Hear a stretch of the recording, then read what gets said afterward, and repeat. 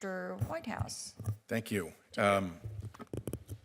We're into I guess it's going to be a very brief second round because if Senator Blackburn leaves, the only one left.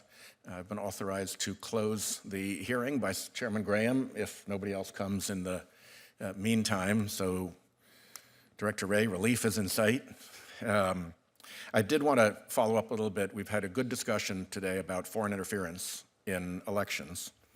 And I'm interested in your thoughts on the role of shell corporations that obscure the identity of the true actor behind the shell corporation, what in the jargon of this area is called the beneficial owner, the true beneficial owner of the corporation. Can you tell me the kind of ways in which the obscurity provided by such shell corporations interferes with law enforcement efforts generally?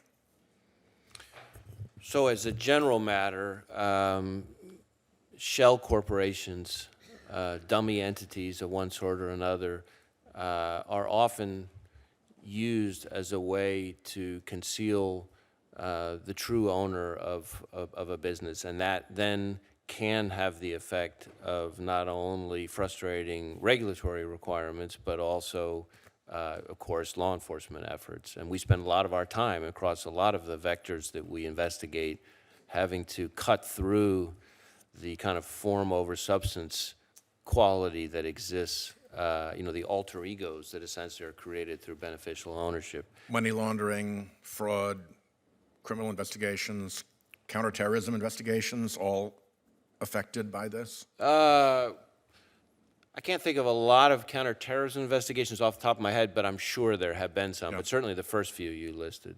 And does this problem create national security concerns in addition to law enforcement concerns to the extent that foreign actors might be behind those shell corporations?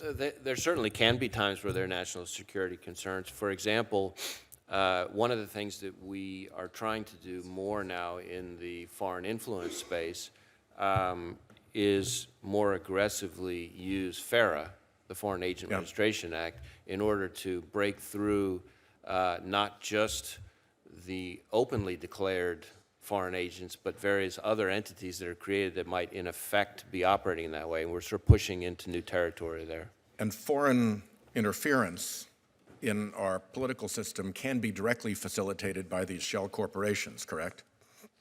Absolutely. And I would flag for you that when Mr. Zuckerberg of Facebook was here, he rolled out his new and improved Facebook method for detecting efforts to buy political advertising on Facebook, and disclosed that he was going to go as far as the nominal buyer, but not look behind the nominal buyer to see who the real party in interest was. I described this as, Boris and Natasha LLC in Delaware, and suddenly, boom, that's the end of their inquiry. So I think it's important that we continue to focus on this area because some of our leading political platforms seem to be taking very little interest in finding out who is actually behind the shell corporation, and obviously, you need to know that if you're going to be effective. The last thing that I'll ask you about is there's the famous phrase on law enforcement, follow the money. Clearly, money is a tool used for foreign influence in political systems by Russia and other adversaries, correct? Yes. And if you cannot tell who the real donor is for a big political expenditure, that leaves a very obvious avenue for foreign interference to insert itself, does it not?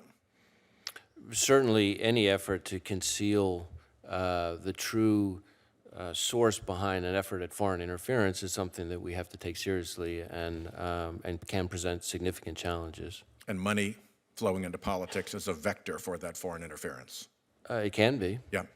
Okay, that's Thank you for me. very much. Senator